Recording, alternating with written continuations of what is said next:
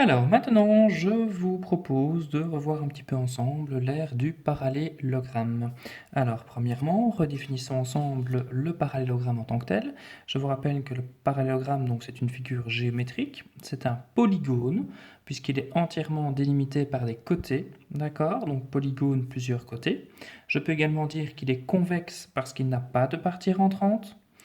Je peux dire que c'est un quadrilatère parce qu'il a quatre côtés, hein, attention, ça c'est la définition même de quadrilatère, quatre côtés. Mais attention, le parallélogramme a une autre particularité très importante, c'est qu'il a deux paires de côtés parallèles. Si maintenant je regarde ici les deux exemples sur ma feuille, je vais très bien voir que les deux côtés ici sont parallèles et que les deux côtés ici sont également parallèles. Alors, une notion qui est très importante au niveau du parallélogramme, c'est que je dois toujours bien connaître la mesure de ma base, dans ce cas-ci, c'est-à-dire 7 cm. Donc j'ai une base, dans l'exemple ici cité, de 7 cm, mais également la hauteur. Alors je vous rappelle que la hauteur, d'accord, donc c'est un segment que je pourrais imaginer, et en fait, donc je dois relier les deux bases, attention, de manière perpendiculaire. D'accord? Donc premièrement, je dois imaginer un segment que je vais mesurer qui relie les deux bases, mais attention de manière perpendiculaire. Si pas, ce n'est pas valable. Donc ici, j'ai par exemple tracé ma hauteur déjà. Je vois clairement que cela relie mes deux bases de manière perpendiculaire.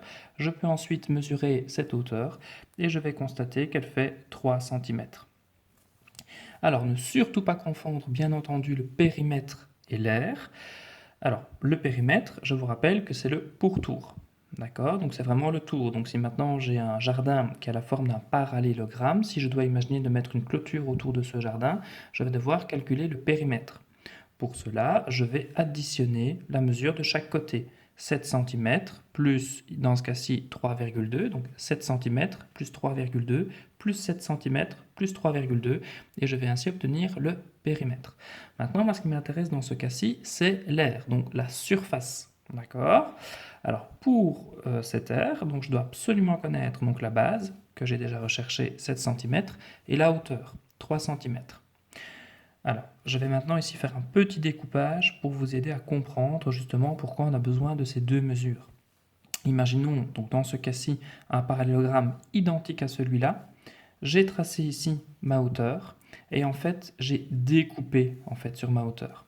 Alors si maintenant je prends le morceau découpé que je viens placer ici, donc de l'autre côté, en fait je me rends compte, donc au niveau de la surface c'est le même, hein. Si je regarde un petit peu la partie de ma feuille qui est couverte par le papier vert ici ou ici, c'est exactement la même surface. D'accord? Excepté que le petit triangle, hein, que j'ai découpé, dans ce cas-ci il est là, dans ce cas-ci il est ici. Mais la surface verte reste identique.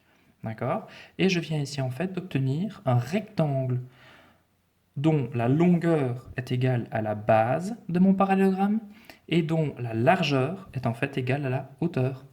Par conséquent, pour aller beaucoup plus vite, donc je vais rechercher la base fois la hauteur, puisque j'ai tout simplement l'équivalent d'un rectangle dont la longueur est égale à la base et dont la largeur est égale à la hauteur. D'où vous comprenez maintenant pourquoi la formule d'air du parallélogramme est base fois hauteur, sans oublier fois UA, c'est-à-dire l'unité de mesure. Donc dans ce cas-ci, la base est de 7 cm, je vais donc faire 7, base, fois hauteur 3, fois UA, c'est-à-dire centimètres carrés dans ce cas-ci. Donc ma réponse pour l'exemple que je vous ai montré sur la feuille est de 21 cm carrés. Base fois hauteur, 7 fois 3 fois centimètre carré.